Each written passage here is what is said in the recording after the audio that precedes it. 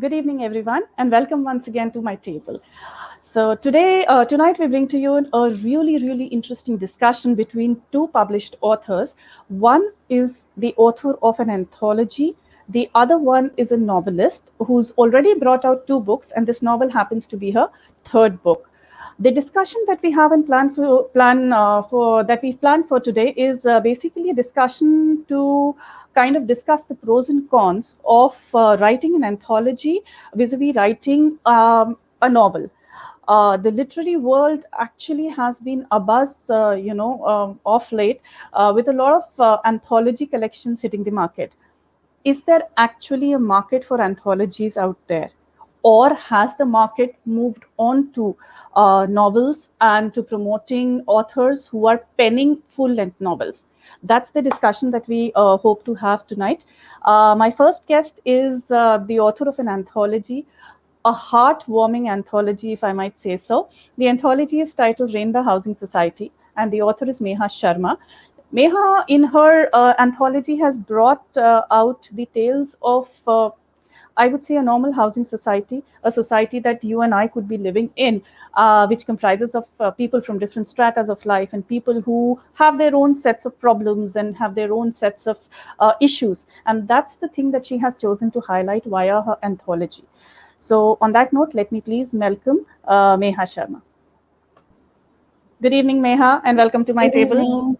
Good evening, Sonal. How are you? It's a pleasure being here. Thank you so much for I'm having so me. glad. I am so glad. I'm so glad. On that note, I'll just ask you to wait for 2 minutes whilst I Sure, introduce the other guest. So my other sure. guest for tonight is, as I said, she's the author of a novel which has recently hit the market, and it's kind of flooded the digital space, selling 250 copies in the first day itself. So the author is Anita Padanatil, and she has penned a beautiful novel called Girl in a Million. Now, Girl in a Million is the story of friends. It's the story that we might have lived through, hopefully not with the tragedy, the tragic undertone that it carries, but it's the story of friends. It's the story of warm relationships formed when people are in, a boarding school or a hostel, and thereafter they move on in life and go their different ways, and they find each other, and in that is the catharsis that they get. So that is what the underlying tone of the novel is. On that note, let me please welcome Anita. Good evening, Anita. Hello. Hi, good Hello, it's evening. Good evening, lovely to Hi. have you. Neha. Hello, Anita. Thank How are you? you. It's been a pleasure being here and good to see you, Neha. I hope we have a Same here. really good discussion tonight on the pros and cons of novel writing vis-a-vis anthology writing. We'll try our So, best. Yes.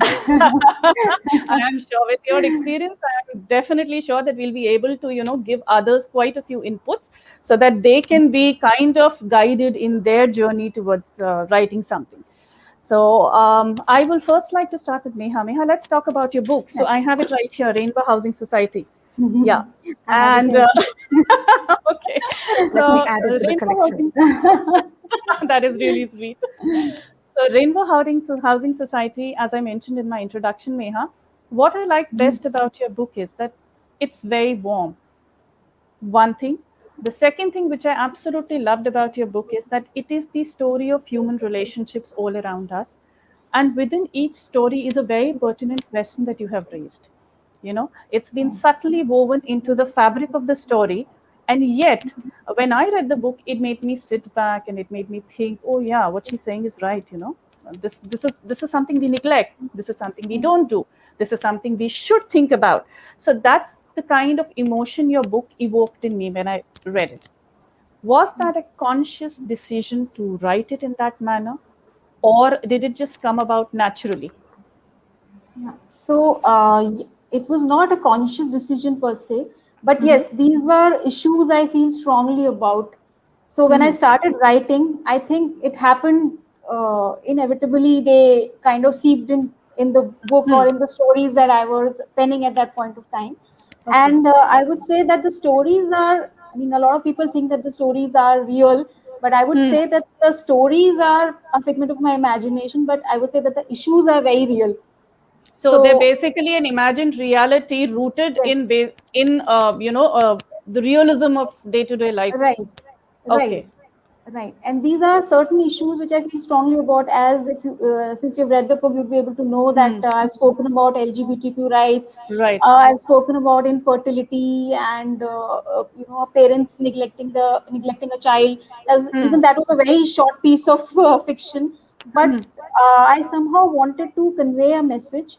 So it was not a conscious decision per se, but yes, since I think I feel strongly about these issues, and I wanted my writing to as I've constantly mentioned in my book, that I wanted these stories to inspire people or to make people think, because I think that's what is the basic. It made me think. Made me think about a lot of things actually. Right. So I because think you've raised that's a lot of issues, and all of them are very pertinent to mundane day-to-day affairs. So right. that's what I really like. It's a story happening with my next door neighbor probably, but something that I am not cognizant of. So Right. that's what your book did for me.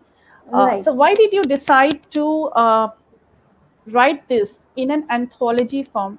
Why didn't you choose, say, a few characters living together within a household, say a joint family or Right. something like that, and bring out these issues in a novel via those? Right. So when I started writing this book, actually I had already been writing short stories for a while. I'd been writing for various forums for 7-8 years.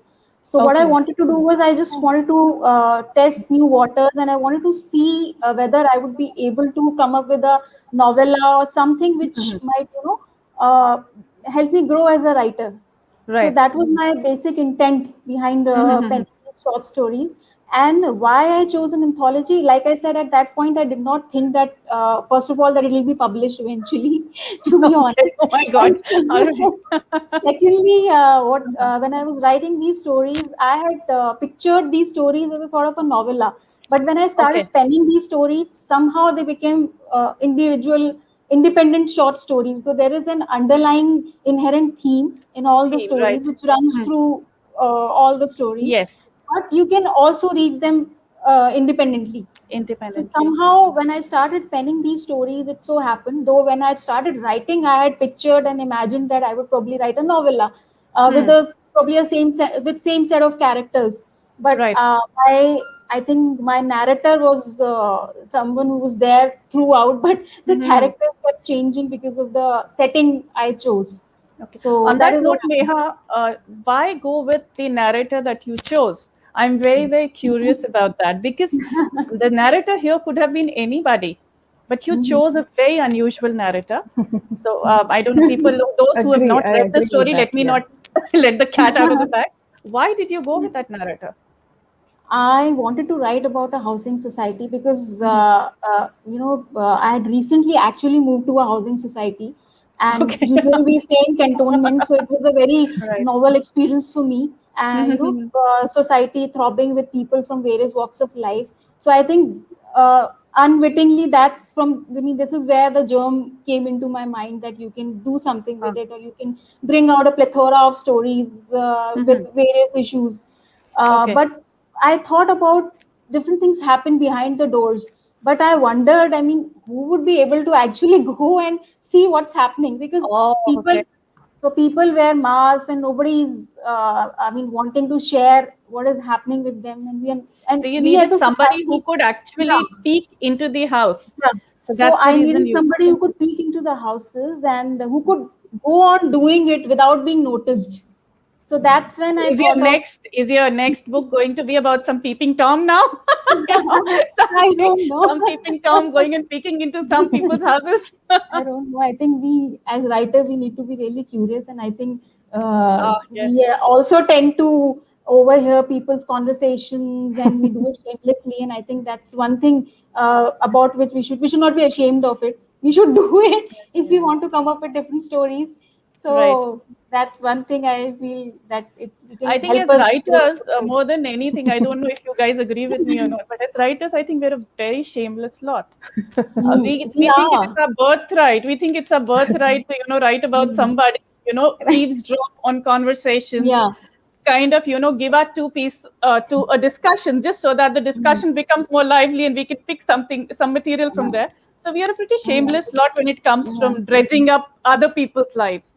Yeah. So and how actually, stories Sorry. come about from these, like you spoke about Experiences. I eavesdropping. absolutely agree. So actually, there was this novel I was reading a couple of years back, and behind the novel, the author had written how the story, the basic plot came into being.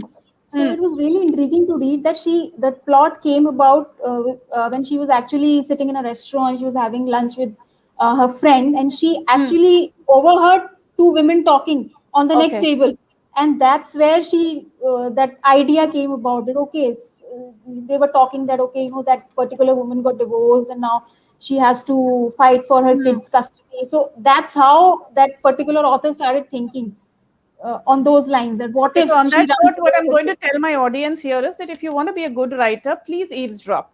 Go to Yes, restaurants, eat absolutely. food, whatever, pay your I bills, listen to the suggest conversations. Yeah, But do it that's where you furtively. get your masala material from. Uh, I but don't think we should scare away our close, near and dear relatives and family and friends. They will, absolutely. Right.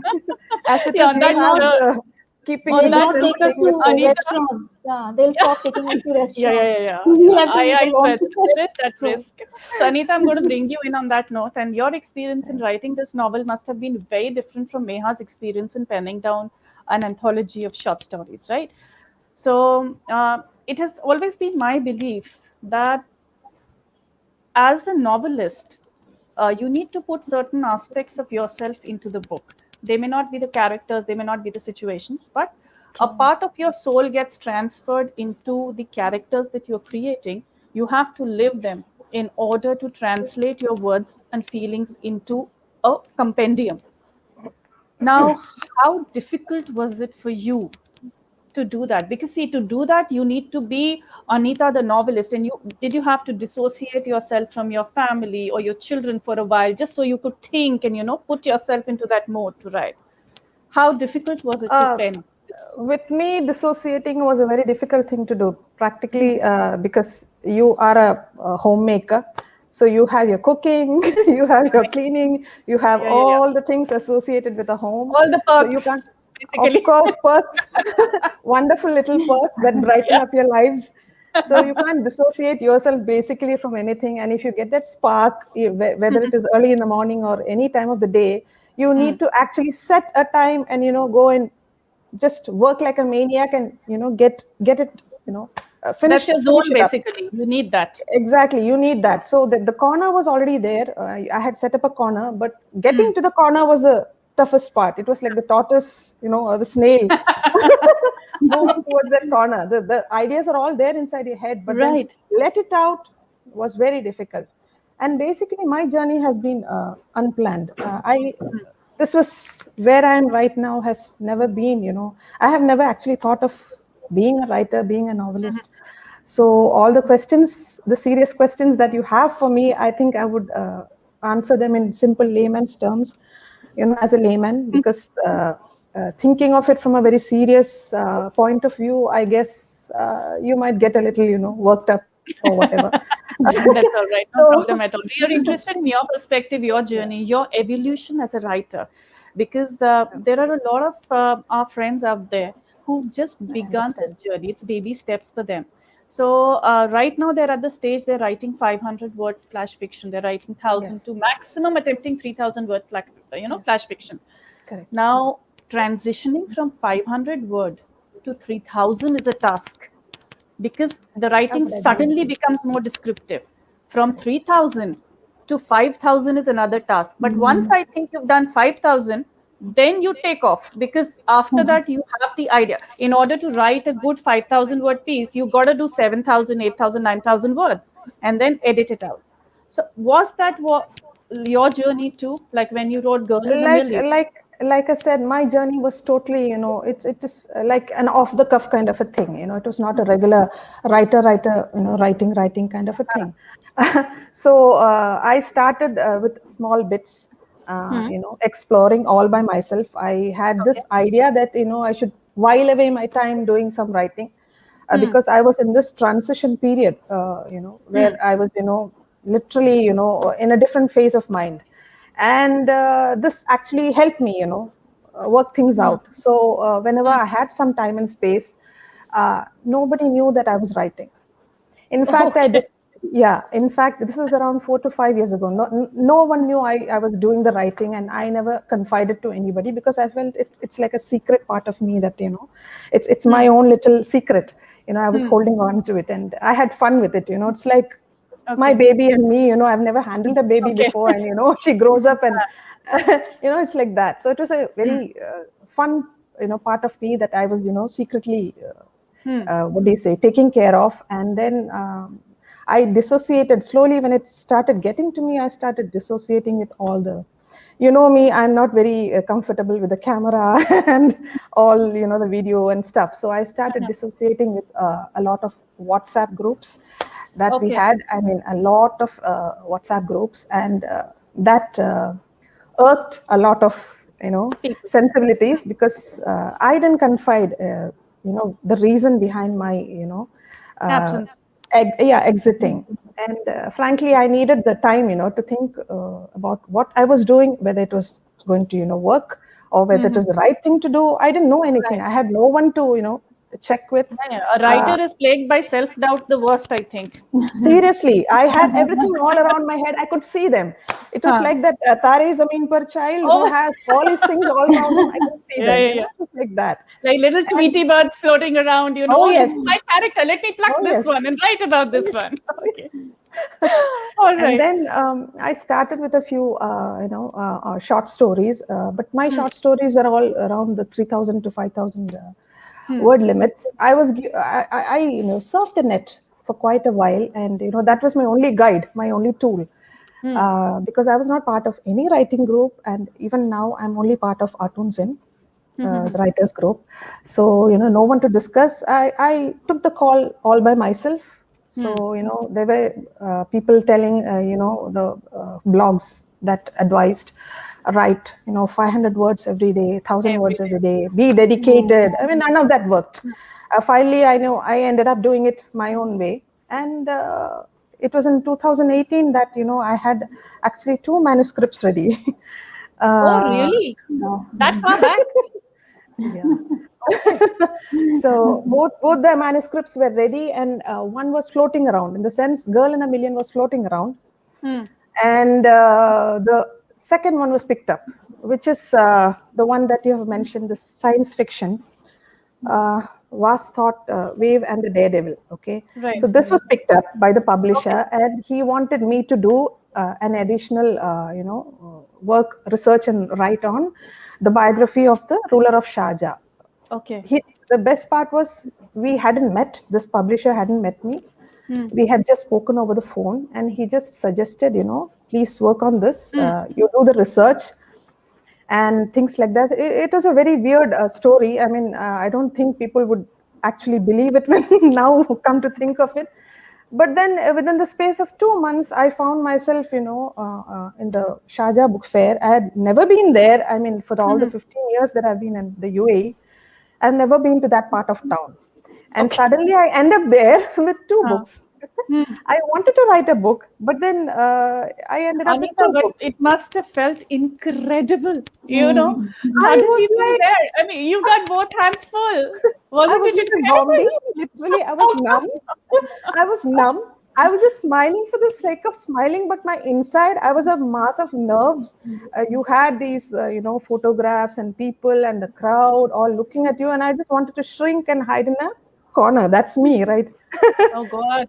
So, yeah, that happened, and I thank God for it. It was an incredible. So you're one of those people, Anita. You're one of those people whom we can coin a catchphrase for, suddenly famous. I guess, but I prefer to be the same old Anita. I used to be called Anita P. Nobody knew my surname or the extent to which it was,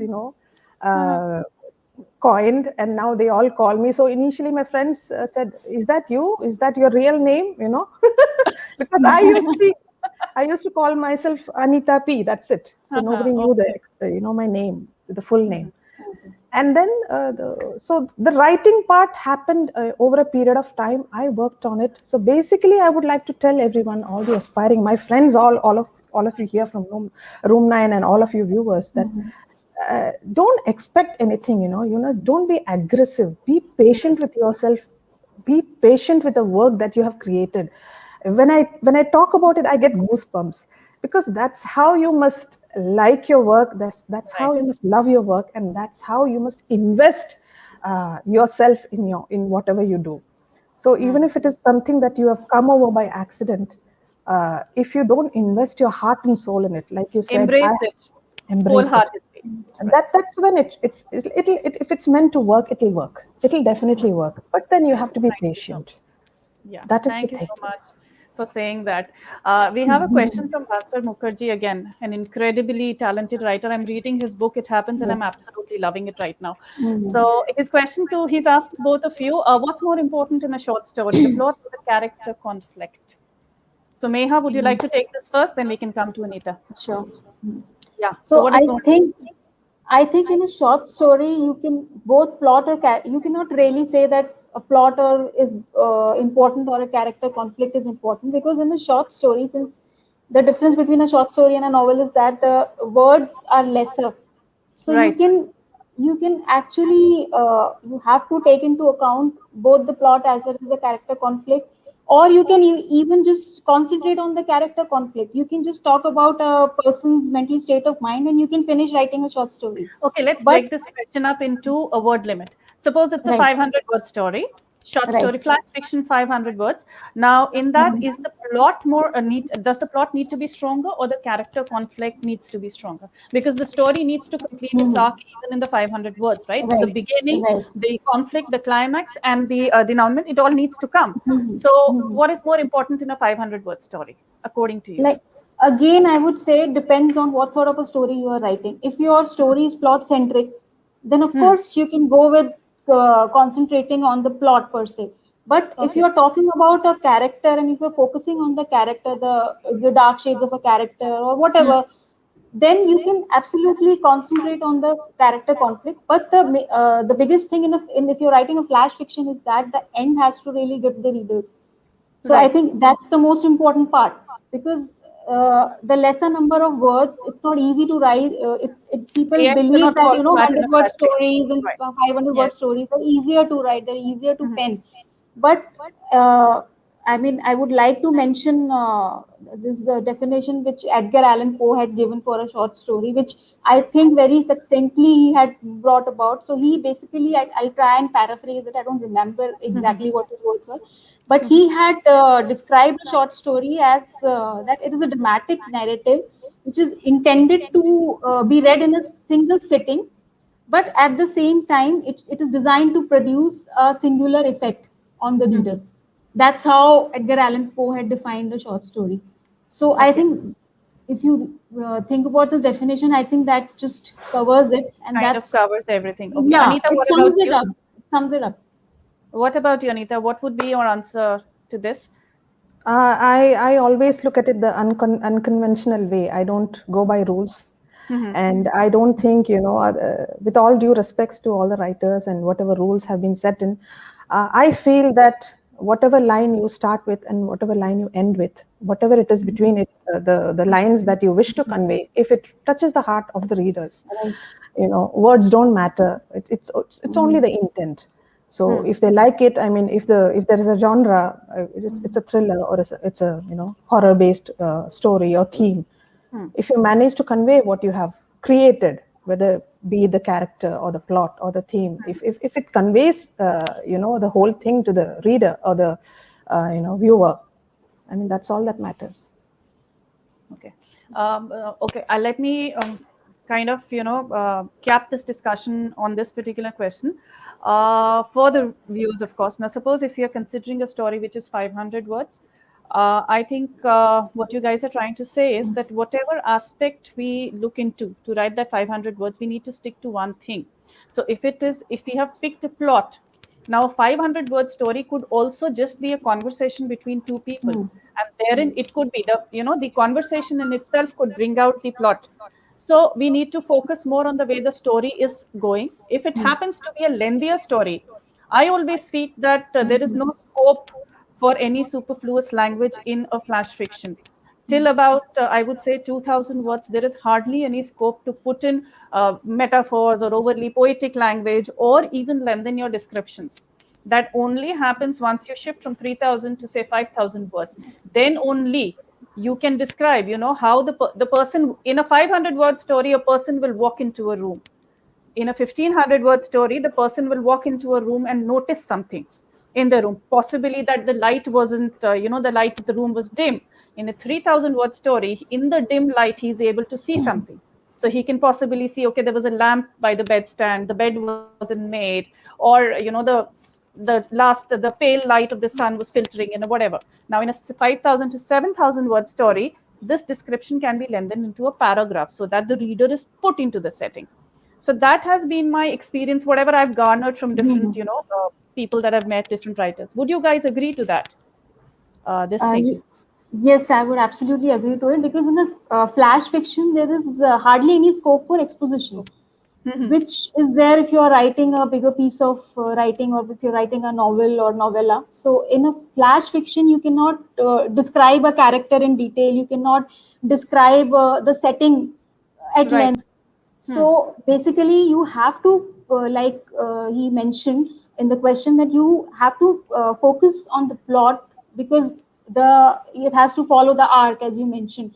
But you can also, like Anita was mentioning, in writing, there's no one size fit all. If you read Right. stories by various, the prominent short story writers, you will realize that even they didn't follow a yardstick that this is That's how right. we should be writing. And there are certain stories which are really famous, which are read, and we read it even now. And those stories may not have followed a particular format. So again, as Anita mentioned, I would like to agree with her that it's not one size fit all when it comes to writing. So I think the person who's writing, he needs to know what he's, what is What going they're on in leading his up to, mind, what he basically. wants to convey, whether Right. he wants the reader to be, feel all warm, after reading the story. If you want to bring out the What emotional underlying, what upheaval of the undercurrent of character, emotion is running through the yes. If story, you want to and bring, how yeah, that will come about and make the reader feel in the end. yeah, The last yeah, question. On that note, right. Shelley has a question. So she's asking how important is the ending, both in a novel and a short story. Of course, we know that the ending in a short story, the ending needs to be more impactful. Why? Because we've just led up to something. The story has climaxed at some point, and it is the ending which actually, as a reader, we carry away with us. Now, when it comes to a novel, how important is the ending, Anita? Or is it the conflict and climax which are more important? It depends. Again, it depends on the kind of narrative that you have been working on. If there is, it's a crime thriller, for example, you already know how it is going to lead up to, unless the Right. suspense is, killing you. It is pulled and, extended towards the end. But if it's going to be a story like Girl in a Million, there are so many endings all over, bits and Right. pieces. So So many there is possibilities. nothing. Possibilities, yes. In fact, you can even go for a prequel or a sequel, come to think of it.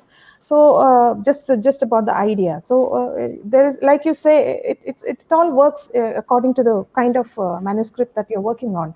And initially, I don't think unless you're that practical and logical, that you will have the blueprint of your work ready. An extremely creative person would keep working on and adding on, and reworking and adding characters, and it just goes on until you realize you have to stop You kind have of a to thing. stop at some point. Right, Yeah, right. so it's always like that. With me at least, it's like that. So on that note, tell me, Anita, how did the idea of A Girl in a Million come about? Have you drawn upon any kind of personal experiences here, or something that you possibly, or like an imagined reality? Did you draw upon an imagined reality here, put in some instances, snatches of conversations you heard, and kind of drew upon It those? is How did it you? is all of those, Sonal, Meha. It is all of those bits and pieces of me as well. Okay. And of course, not too much. The fiction is, the basically the central part. But then there are so many instances in the book that a lot of friends of mine, they have personally reached out to me and said that they can relate to it, exactly like what you have mentioned in your review, Sonal. So there are so many instances that, in our past, in the 80s, life in the 80s, when you were in a Right. school, so many small things that you can all relate to. So Yeah, those there's a feeling of things. deja vu when you read, Exactly. you kind of, there's this feeling of deja vu. Oh gosh, Yeah. this So happened with me. I never stopped to think about it, but it did exactly. happen with me. So that, So yes. yeah, those things just creep up, and it just finds its way, threads its way into your tapestry or whatever you're working on. So that's how it worked out. There was no, particular formulation or plan or anything. I just kept working on it, writing whenever the need came on. Just stop whatever I do, just write. And then towards the end, when I felt that it's, kind of, I Where think you we need wanted to it to make a be. stop. Yeah, then that is when Right. you go and, reread it and take away all the superfluous stuff. You've mentioned, Anita, in our sessions, in our interaction, I've heard you mention that the foremost quality that a writer, no, the foremost quality that an author needs to have is patience. Would you care to elaborate on that? Why yes, does an definitely. author needs to be patient? Need to be Definitely. patient. Especially all of us are, into writing. We are very passionate about it. That is, it is in our blood right now, right? So whether it be 500 or 300 or whatever number of words, the words don't matter. It is an intent. वो Now, दिल से निकलता है आजकल types. exactly. So especially when you need, when you have this feeling in you that you need to have a book, of your work coming out. I mean, it doesn't happen like, just write immediately, right? You need to wait for it, and you need to cultivate that kind of mentality that things might not happen, things could happen, and things will happen. Anything can happen. It is not in your control. So when you approach publishers, you might face a lot of rejections, and some rejections are very nicely quoted, sugar coated. Yeah, I have received them all. Some are, they maintain silence. There are some who send you very nice mails saying, we can associate with you on a future basis. So you get the drift of it, but then don't take it in a wrong way. I mean, it is all a continuous process. You are also learning, and something might work out in the end. So patience is something you need to cultivate. You can't, get all worked up and, it brings you down. Your energy level comes down. Why go into that? How would you maintain your motivation in the face of such a situation? Would you just hunker down and write?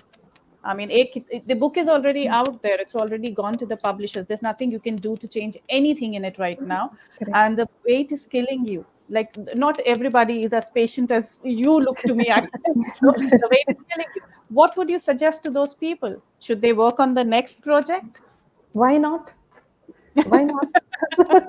you should do it. I mean, you can't just, if you keep thinking about whatever you have sent and why is the reply not coming, why are we not getting a reply? I mean, it's going to pull you down. We're all creative people, and the sense of non-fulfillment, it hits you hard sometimes. Demotivating, right? So just switch your mind. So do something else. You don't want to write, listen to music, or go for a walk, or watch a movie, or speak to your throw that technical stuff gadget that you have with you, throw it away, and speak to your people. Okay. That is needed. I mean, we are all in a phase where we are so reliant on technology. I mean, it's not bad. It is not bad, but it is not very good either. I mean, very good either. We need all to the human values dissociate that from we a lot have. of things in order to find ourselves right now. Exactly. The situation is We such, have forgotten how to speak to each other. That's come down to such a sorry state of affairs. I mean, we need to bring all that back. Yeah, and Neha mentioned, right, that speaking is how you get to know most of your stories. Speaking, that's where the stories come from. So, Neha, what was your experience like in publishing? I would like to understand this question about the publishing experience, and did you approach an agency first? Did you ever think about approaching a literary agent, Neha, or did you just pitch your book to publishers? Yeah. So generally, I think the process works how it is mentioned in this particular question, that when your manuscript is ready, you approach a literary agent, and if he likes your work, he presents your work to different publishers out there. And if somebody is interested in your work, he'll back you, and that's how the process starts. But for me, when I had completed my manuscript, I was already part of Artoons In, and I just realized that they had come up with their own publishing house.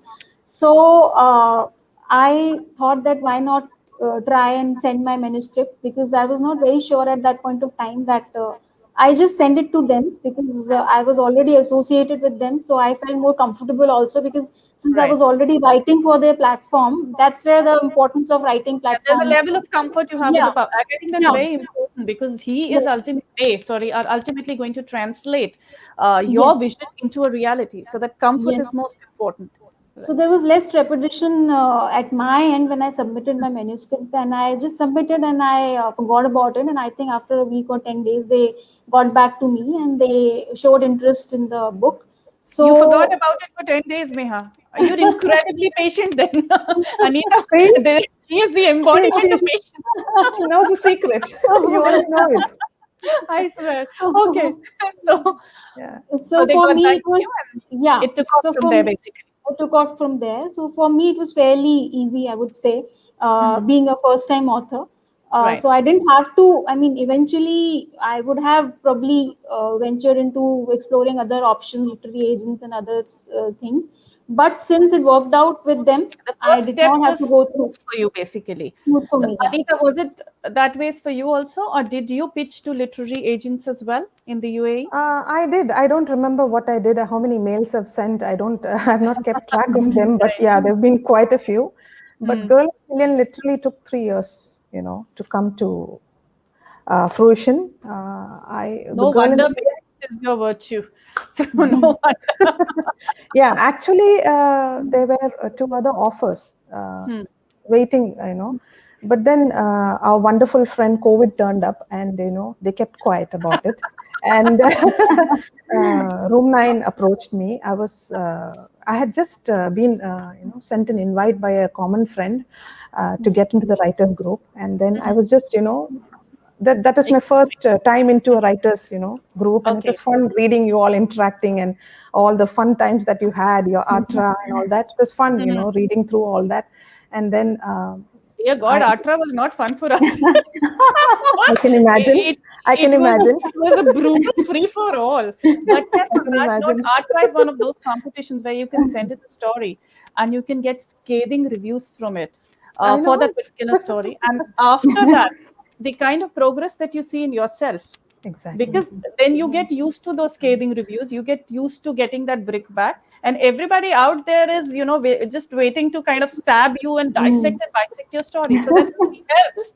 So How I think many Being edit, edits? patient helps in what these what Neha? during these I think times. Atra has taught us to do edits and re-edits n number of times. Now we Yeah, can go on doing it endlessly. So I think that's something really important, yeah. which When I it did has my taught first us. Atra, I after I sent my story, for into the room, Mhm. and I was still, it was up on the website. It hadn't been shared into the writers' room as yet. And I remember sending, that was my first Atra. I was relatively new to the platform. So I remember telling somebody, "Ki I wasn't this nervous about my class 10th results also. But this is like, I mean, boards were a, cakewalk compared to Atra. But then, yes, Atra did teach me a lot. It taught me how to do things better. So, yeah, I mean, Anita, sorry, I interrupted you. Yeah, what was I saying? I completely forgot. I was busy listening to you guys. Yeah, yeah, yeah. So you came Yeah, into so I writers' think room, and that's I how. got an offer. I was Yeah. approached by Room 9, and I was just wondering, should I not? Because the other two, publishers were also in the line. And then I decided to take a call because I was so carried away by the, vivacity in the group that, I felt, let me try it out. And basically, it was my dream to get into the Indian market. Right. And it helped. But then again, I said, it was picked up last March. If you remember, the announcement was Yes. made sometime in April, And it May. was Koteshwari earlier. Then it became Girl in Koteshwari. the Yeah. Million, right? Yes, Yeah. it was actually Right. Mitru's idea to have a name that would have instant It would have more recognition. resonance with Yeah, worldwide resonance. people. Right. Yeah, Huh. because Koteshwari has a regional flavor to it. So the viewpoint might be altered. So that was his idea, and of course, the cover was his The cover idea. is beautiful. Beautiful cover. He just came out with a mind-blowing cover. So all those things happened towards the end of 2020. In fact, around 8 to 9 months, there was no activity because of COVID, right. how to, yeah. So a year just went by like that. Almost a year went by. So again, I had to be patient. So I mean, Oh dear. I'm used to it. Yeah. So it is fine. It is all good now, right now. I'm happy. Okay, Shweta has a question for the both of you. She's saying, at what point did you say to yourself that I'm done with this and now I'm ready to share the manuscript? How did you come to that particular decision? Because a book is a manuscript is your baby. We don't just give our babies away, do we? We don't let them get adopted. We rear them. So how is it? What is that feeling like? How do you decide? It is a very scary prospect, frankly speaking, because like you say, you're sending your baby out into the big bad world, the wide world. You don't know anything about copyright. You don't know anything, I was basically that. I was a loner, just a single person trying to do things, trying to make a mark in my world. And so when my first book came, it was a shocker. People they couldn't believe that I could write. I mean, I did write. How do I convince people that I write? So basically, initially, I mean, if you do a little bit of research, publishers normally, if you get into their sites and all that, all they ask you is for maybe 2 or 3 chapters, and you don't have to send the initial manuscript. 3 chapters, a synopsis, and an author bio, an introduction. I think that's there are variations. I mean, variations to this altogether, or maybe a bits of it, and so you do it accordingly. You tailor make your mail, your absolutely. to each publisher it needs to be customized. It can't be just a one copy paste thing. Correct. So and then it just goes all over, and you, after a point of time, you are like, what, when, where, how, where it's like that. And then you might get certain replies from certain areas that state that we need to read through your manuscript. You're very interested. Of course, you're worried, but you can't do anything about it. You send it, blind faith, and then I know a lot of this industry works on blind faith. If it's meant to click, it will click. That's all I can say. But your work should be, top class. I mean, you should be. It needs to have a different flavor. It needs to have a different flavor. And then, of course, I think reading your book, one thing I realized was that language is your forte. So you're not just a grammar I'm talking about here, but the kind of vocabulary you use, the kind of language you have written. So that's your forte. So you, as a writer, I think, feel that language is really, really important when it comes to writing a novel. Extremely. Okay. It is very necessary. I mean, you can't write, I don't know. I feel there should be a certain standard. Not that you have to pepper it with tough words, but then certain times it is necessary, because it adds to the value and understanding of the idea that you're trying to convey. And of course, the work that you do, when you send it to someone, it should not be shoddy. Of course, it should be edited. I mean, 100% foolproof, perfect. Manuscript should go out. Yeah, without a blemish. So that is how you send it, or you keep it ready so that when the call comes, send it. You can send it immediately, right? So Meha, you had some editorial experience. Did that help you when you started editing your manuscript? It did help me, but again, I would like to say that even if you have any editorial experience, or even if you are good at editing, I cannot begin to emphasize the importance of a professional editor. So despite that, Room 9 had a very efficient editor, and Husna, she did a wonderful job with my book.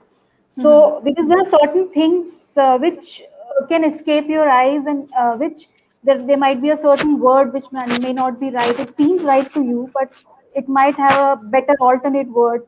And it's just not about correcting your botched up grammar or your botched up, punctuation. It's more about the structuring. Because I remember when my book was being edited, we even had conversations about that. This narrative is good, but there are less number of dialogues. So it would be better if you make it more conversational. Right. Yes, you make it more conversational. Make it more show and tell, that thing also. As let me ask you, Meha, like in a novel, we understand that in a novel, language is extremely important, because once the beginning has sucked the reader in, the author needs to hold the person's interest throughout, and that can only come if the language is good and the tone is maintained. How important is this kind of language when it comes to an anthology of short stories? Because each story is so different. Even if there's an undertone connecting them, each story is different. Each story could also be a different genre. So how important is language in such a case? Language is absolutely important, but talking about the tone, if you are writing a potpourri of stories, each belonging to a different genre, then I don't think it's very easy to maintain a similar mood throughout. It's not possible. It's not plausible at all. But coming to my book, since there was an underlying theme, there was an inherent theme running through all the stories. So I felt while writing also, because I wrote it at the same time. It was not that I wrote one story today and one story, say, 4 months from now. I wrote it one after the other. There was not much spacing between when I wrote the first story and when I wrote the second or third story. So having a theme sort of worked well for me. It might be different for different people, because, as you know, people are sort of compiling their stories and bringing it in the form of short story anthology, and even they are doing well. Even they are doing well, and it gives the reader a different, a mix of different flavor, a variety of stories, and you enjoy doing that. There's a story which cockles your heart, then in the same anthology you have a story which is, a thriller.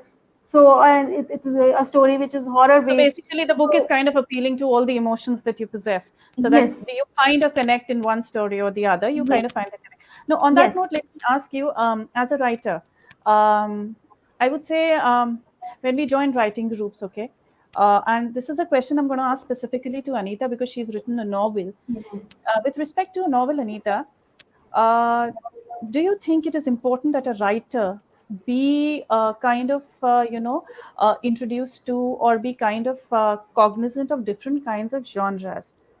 Why I'm asking this, I'll give you the reason also why. See, when we are on different writing platforms, we try to pen stories in different genres, right? So, like, for example, I think I suck at horror. I could never write a horror story because I'm primarily very used to writing humor. So once I wrote a horror story, and I can say I'm pretty proud of it till date. Why? Because not because it had sterling horror, but because it was horrible. It was that horrible. And after that, I mean, I've never had the guts to write something like that. But suppose in a novel, there is a scene which demands horror, and you haven't written something like that. How do you go about it? How do you incorporate? You have to, you can't take the easy way out. Obviously, you have to write it. If it is necessary, you have to write it. Apply your mind and, work around it the best way possible. And then, later on you can reread it. At this point, does it help to read some horror stories penned by other people or do some online research? Would that help in such a scenario? I think you have to do it instinctively. Shouldn't, I mean, that is what I feel. I mean, it should come from you. I mean, during the time I write, I normally never read any books or any kind of stories, because I feel that might influence whatever I'm planning. Or you never know, something might creep in, the language, or the mood, or something could creep in. I mean, that is my opinion. So I basically feel that if you have an idea that you're not strong, that is not your strong point, then why don't you try avoid it or try and work around it? I mean, there are only two ways about it. Yeah, you are a writer. I mean, so you can't get into it and make a hash out of it. Might as well do a good job of it, or just avoid it and get into some other situation. Okay, I have a question now for the both of you. Nowadays, gone is the time when writers and authors used to be writers. They would be recognized for the quality of work that they did. Right now, it's more about popularizing yourself out there, and unfortunately, mostly on the digital media. You need to be seen in order to be recognized. You need to be seen in order to be taken seriously. I am sorry to use this phrase, but this is how it's become. If you're not visible out there, then you're not taken seriously.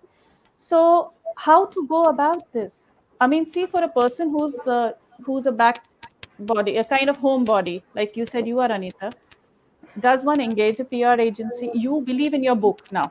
It's out there, it's selling. Do you engage a PR agency, or how do you go about advertising yourself and your book? What can you do? First of all, a small correction. I'm not just a homebody. There are a multitude of things that I do, but taking care of the home is, part of our lives. Yeah, so you can't just avoid that. You're at home, you have to do things you normally do. I don't know about PR agencies. I've never thought about them. And just, in fact, the penny just dropped recently, because my husband is from the advertising agency. So all his friends are writers.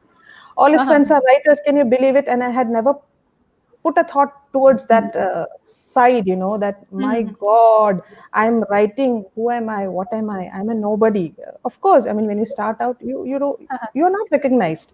You're just Right. trying something for the heck of it, and if it works along, you just go along Well the and good, flow. right? Yeah.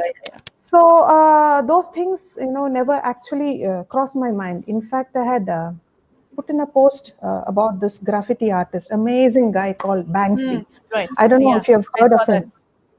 The I guy saw your has post on thrived. FB. Yeah. Yeah, the guy has thrived on anonymity.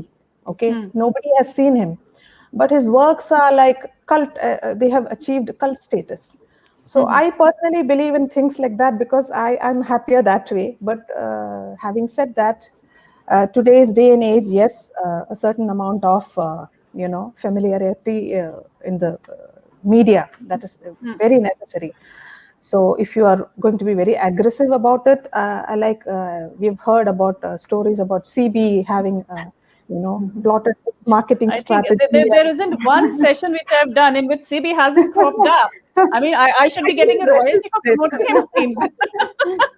So, if you're that good, I mean, you have that kind of a backup and that kind of a thinking. Yes, fortunately, I mean, it'll help. It has helped He's him. very good at marketing his stuff. He's excellent in marketing his stuff, I think. So I mean, we should all pray for that magic formula, that magic formula, that magic wand that will help us, in Understood. getting our Okay, works Neha, out there. coming to you with this discussion now, how important do you think is advertising and being in the digital space? How important is it putting yourself out there in order I for your book to do well? Yeah, like we were talking the other day, I think it's really difficult for a writer to be a recluse nowadays. I mean, like I was mentioning you the other day, if you are a Rowling or a Rushdie, then you can do that. But other than that, it's the need of the hour if you are a writer, a new writer, I would say, someone who's not established, that you need to put yourself out there. But at the same time, I would also say that I'm also a little similar to Anita. Even I feel very uncomfortable talking about my book, to the extent that people tell me that why don't you talk about your book? Okay, and there are people who tell me that okay, we didn't know you had a book. We never saw you talking about it. So even I am pretty uncomfortable about talking my book because maybe I don't.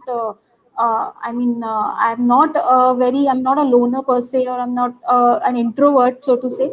But still, there on social media, but I do not like to talk about my personal life or talk about my achievements or see I've written a book, things like that. But over a period of time, I have come to realize that even if you are a little, you have discomfort doing that, but visibility is something which will I feel certainly I'll cut you bring short more there. readers. I'll cut you short there with a thought. What I feel is that as a writer, you need to have two distinct personalities. One is Right. the personality which you have for yourself, like Anita also mentioned, that you need to be who you are. You are your own Right. person. And then there's the face that you show some. Yeah, I don't want to use that phrase, but you've got to be two-faced. I mean, but in the nicest possible manner. So you are your own person, and yet you are another person when it comes to the masses, to those who are reading your book or being inspired by you. So now, in order to bring that person out, your alter ego out, we have to take these are the implements, the tools that we need to employ. Basically, unfortunately, social media is one of those. Now when it comes to marketing, or rather I would say, Neha, you are on different social media platforms. I see you on Facebook, I see you on Insta and Twitter. Right. I feel that literature has more or less moved out of Facebook now. Everything is on Twitter nowadays. Would you agree to this? So, Yes, if you had to promote your book, which platform would you choose? If you had to I choose don't one know. platform. I don't know about Twitter, but I am active on Facebook and Instagram, and I do promote my book there. And I am connected to a lot of people. And in fact, when my book came out, I was not pretty sure that people would read it. But I think the number of people who have read it is because I was You were active on there on Facebook, these yeah. writing platforms. And Right. most importantly, which I would like to tell, I'm not in a position to give loads of advice, but most importantly, which I would like to tell all the aspiring authors, is that because people knew my work, that was one of the biggest reasons. The number of people who read my book or who bought my book, I think that was the primary reason they bought it, because they already knew what sort of a writer I agree. was, what sort I of a agree. writing I No, did. because I In didn't fact, know you from there were a number of Adam. my, Yeah, I didn't know you yeah. from Adam. I picked up your book because I'd read your short stories. I picked up Anita's book because Anita, you'd participated in that short Mhm. story thing. You'd Yes. put up a story, Yes, right, on Yeah, iTunes. yeah. So Correct. I I remember pre-ordered that both your story. books. Yeah. So I Thank you for pre-ordered that. both your books because I knew that these are women who are talented. So I think we can conclude by saying that yes, some visibility is required, but then it depends from writer to writer. What is your comfort level? Mhm. How comfortable you are? If you want more visibility, you're comfortable being out there, you can possibly be on Facebook.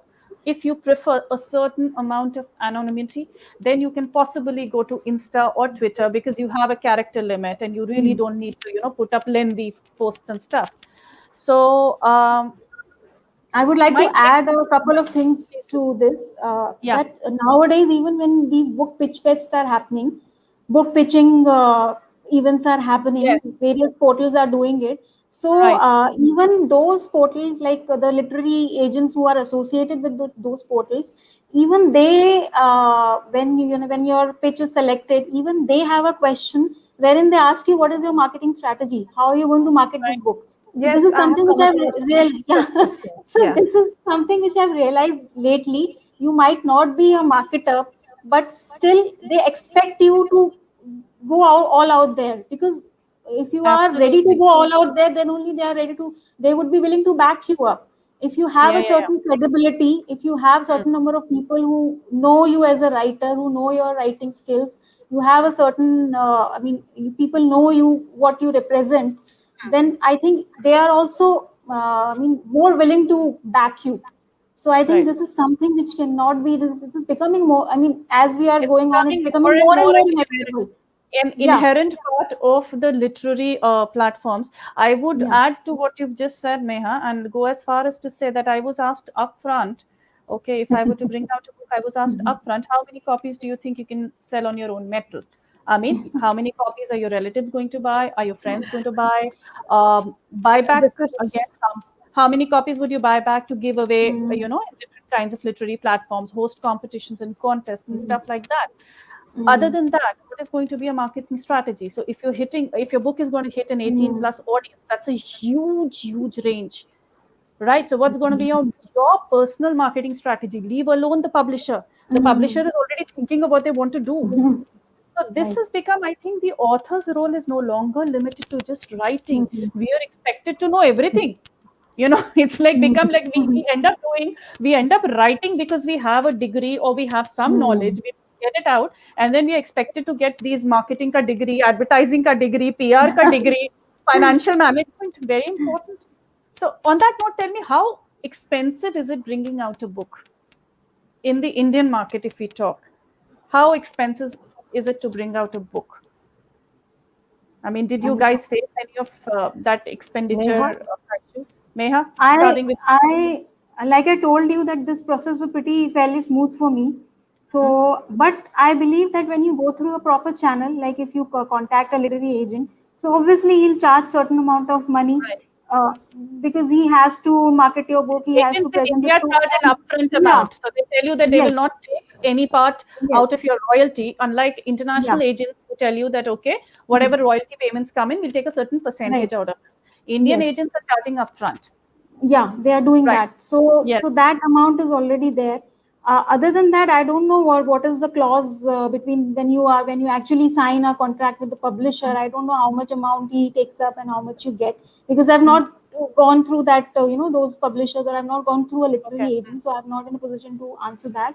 But yes, I have seen, because I'm there. I've been writing for the last 4 5 years, but so I have seen that there are various publishers who have, grown up. I mean, they are, or left, right, and center. You will find these publishers who will just randomly say that, Publishing stuff. if you Right. have a book, you give us Sell it fifty to us. thousand or 60,000. They'll The quote an self-publishers, basically, the exorbitant self-publishing amount. platforms. Huh. Yeah, they'll Right. quote an exorbitant amount of money, and then there'll be no editing. There'll be, no aesthetic sense Mhm. when they're bringing out your book. So I'm very wary of these kind of publishing houses. So you need to be aware of what you are getting into, what sort of a publisher you are getting. You need And to, you have to be before, involved every step of the you way, have I to be guess. involved. Right? There are some Exactly. writers I know who have signed a contract and the book has come, and they have not actually gone into researching as to what all books that particular publishing house has come up before. There are errors on the cover page. There are errors. There are errors in the That blurb, is so sad. That's so grammatical sad. errors, which is very jarring to see. So they've not done any homework and they've actually paid upfront and they've done that. So I think it varies from person to person, but it absolutely depends on you. How do you like your book to be? What Okay, you Anita, on represent. that note, I have one final question from you, for you, because you have 3 books out now, and I think you possibly, since it took 3 years for GIM to come out, I'm quite sure you've got 1 or 2 manuscripts ready to send out already, which will be coming out very soon. So, Anita, as a novelist, as an author, published author, do authors make money? That is the determining question. Everybody is asking. I guess all the well-known authors do make pots of They money. did. I mean, we are just in the lowest rung of the ladder, and we So need to basically, climb up. you're like minnows who are swimming out to the sea to meet the big Exactly. back, sharks and stuff. Yeah, yeah. But okay, but is So is this a profitable thing, or writing? Is it profitable, or you do it just for the love of now, writing? if you think of profit and you indulge in a passion, I'm sure the fun in it goes away. So I'd rather, be happy doing what I do and think about the green bucks. If it comes, it's an That's addition. good. It's yeah, it is pretty good. But then right now, I think you should focus on the book first, let it come out, and then wait for the things to flow. And do you think that after getting your first book out, after being published for the first time in a traditional publishing house, right, not self-publishing, Yeah. do you think it becomes easier for you to kind of sell your, follow-up manuscript, be it any novel or a book? Yes, Is it yes. easier? That's a wonderful thing. In fact, like what Meha was saying. I mean, it's better to steer clear. I mean, it is each one to their own. But Right. personally, I have believed in staying away from packages that are offered, and that doesn't interest me in the least because my work, I believe in it, and I feel it has a certain quality. So. The right person who is interested in the work, who likes the work, will come to you. It'll take, like I said, be patient. It'll come Patience. to you. Somebody will come and pick it up. It'll come. So the rest will also come. The income or the money or the royalty, whatever, it'll come. It'll take time, Follow. but Yeah, it takes it'll time to all follow. basically climb the. So it's Right. like it's basically like a baby learning to walk. You learn to stand up, then you learn You to take start a from breath. scratch, You basically. start Yeah. from scratch. Yeah. Yeah. Okay. On that note, ladies, can you just tell me? Suppose for people who are just starting out, first time writer, like you said, Anita, you faced a lot of challenges because you were doing it all alone. You were solo, right? Now there could be others who don't have any external help. They don't have anybody to proofread or edit their work. What can they do? Where can they go? Not everybody has a great grasp on language and grammar. So what can these people do? Where can they I go agree. to edit their work? I mean, there Boha are free platforms like Grammarly. There are a lot of free platforms that help you, edit and look at the grammar and stuff. You can, use those platforms and, work on your language. But basically, if you need to have a proper structure, you need to have the content in you, before you venture out into something. Right. Like if you don't have you have the ingredients in your kitchen, but you don't know how to, mix it up and cook up a decent meal. So it's like that. You need to be sure that you have it in you to actually work on something, then avail of the platforms and use it to add finesse and polish to your work and keep it ready. So Okay. and One I would say that yeah. don't ever be disappointed. Don't think oh, this is not happening, oh, I'm getting stuck. Just give yourself some time. Don't be hard on yourself. Everything will work Okay, out. I have an interesting question here for the both of you now. It says that a lot of people believe this. A short story will just write itself. A novel needs to be written, right? Would you agree to that, Meha? Short story will just write itself because you don't have to really plot out a flash fiction. You can go into writing it with just an idea and it kind of formulates. You can firm it as you write. With a novel, you need to plot it before you actually start writing it. So is that true, or is it something that is just a myth, you know? I would say that no, I don't believe that a short story can write itself, because be it a short story format or a format of a novel, the basic ingredients are the same, that there is a plot, there is a conflict, and then at the end of it, the conflict is resolved or culminated in any sort of a way. So the basic outline is the same, be it a novel or be it a short story. Only So thing is plotting that is essential. plotting is essential, but again, it doesn't work the same way for everyone. There are people who don't plot. Even I know novelists who write as they go. They don't plan. Even thriller writers, there are, I mean, if you know Lisa Jewell, I mean, I follow her on Instagram, so they actually even talk about their writing, their work in progress. There are many writers there, so you learn a lot from them. So these writers, there are many of them who write as they go, so it doesn't work the same way for everyone. But again, I think that there are certain like, again, as we were talking, pros and cons of writing a novel versus writing a short story. So since short story has lesser number of words, so you can actually finish writing it sooner. But for a novel, you need to be really resilient. You need to be pretty sure about what you are wanting to write, and if that particular idea has the potential of turning into a novel. If your idea doesn't have the potential of being turned into a novel, then you lose steam Scrap it. in between. After a few chapters, you lose steam, you will get stuck, and you will end up doubting yourself. So that is why I think taking the plunge to writing a novel is more difficult, and that is why first time writers are more comfortable and they're plunging into writing short story anthologies more, because that's the first step, I would like to believe. But again, having said that, we have many famous authors who are known for short story collections, who write short stories only. You talk about, I mean, Alice Munro and Catherine Mansfield. They've been such great writers who are known for their short stories. So it actually depends on the person. It depends on you.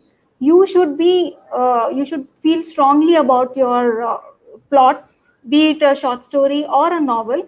But since novel requires it requires more of your time, and so More that is focused why effort. more focused. So I think that is why we talk about the importance of planning and plotting when it comes to novel, as compared to short stories. Though while before writing a short story also, if we have a You prompt need or to plot, whatever, right? you need to You think need to. about it. You will need to, at times we even write pointers before writing a short story.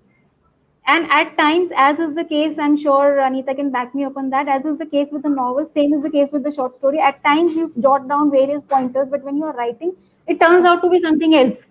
Right. End up writing something else. Right. And you So may like or may not like it. It may be even on. better than what you had expected, or it may be, not as you had expected. So I think these basic things remain the same. Only thing is that you have to be more, resilient. You have to be Writing disciplined when a you're right. writing a novel. So Anita, on that note, tell me just something. I think we're already over the time limit. We'll quickly wrap up with this last question. Tell me something. But we had fun, right, Neha? Yeah, and, absolutely. and we have to thank you for it, Sonal, Yeah, will Yes. you and all please the tell wonderful everybody that questions. I'm Yeah. not as intimidating Yes, as people yes, make yes, me out yes. to be, Yes, no? You're she is not. not intimidating. She's very sweet. Thank you so much. She's So I fun. have, I don't know why people are talking about her that yeah, I she's know, intimidating. She's seriously. scary. Why? She's a fun She person. just wants some attention. Let's give her some attention. Sonal, you are good. My. Thank you so much. I have one last question before we say goodbye. This is for you, Anita. It is said in plotting a particular novel, right? Any novel, there are so many characters in it. There are so many situations in it. There are so many genres and plot lines, right? Did you kind of employ any tools? Did you make a flow chart? Did you jot down different, kind of chapters on different sheets of paper, the points, or did you make a mood board? Did you have to do any of that at all?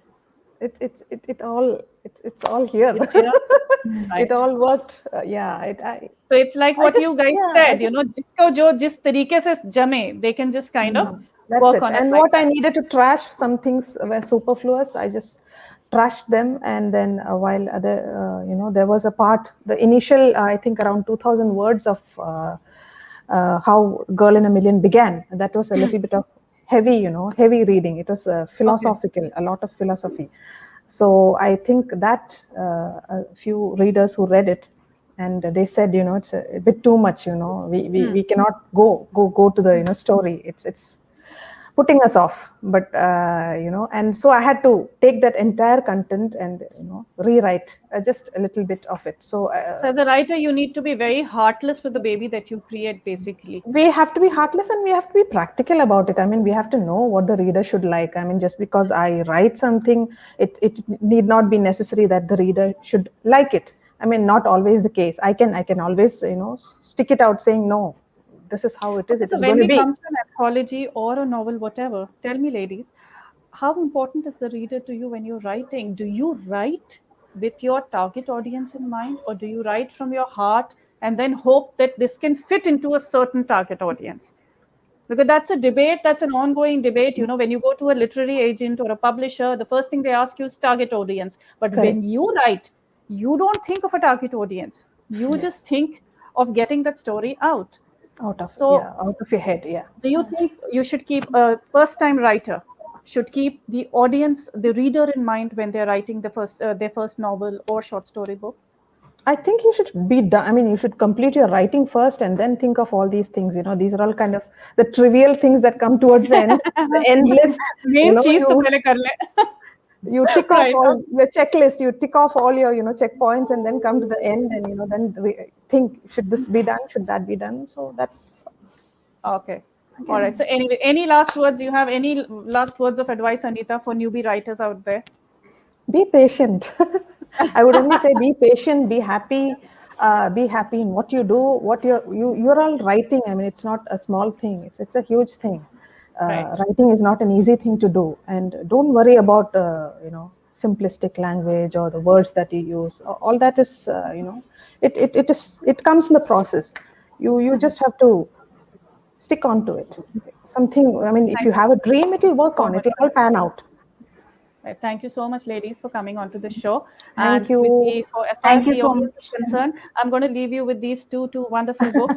This is Meha Sharma's Rainbow Housing Society. This is Anita's Girl in a Million. And it is a book in a million. So I hope you guys purchase these books. Please do. Please don't borrow these from your friends. Go buy these books. Let the sales go on.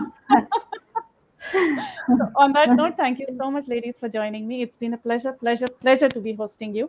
And I hope we can reconnect at some future date and, discuss some of the finer points of writing. Maybe you can take a masterclass on one of my shows. So I would look forward to that. Thank you so much. Thank you so much, Sonal. Thank you. Thank you. Thank you, Sonal, so much. It was a pleasure. And it was a pleasure to meet both of you. Yes, it was. Goes without saying. Yes. Bye-bye. Bye. Bye-bye.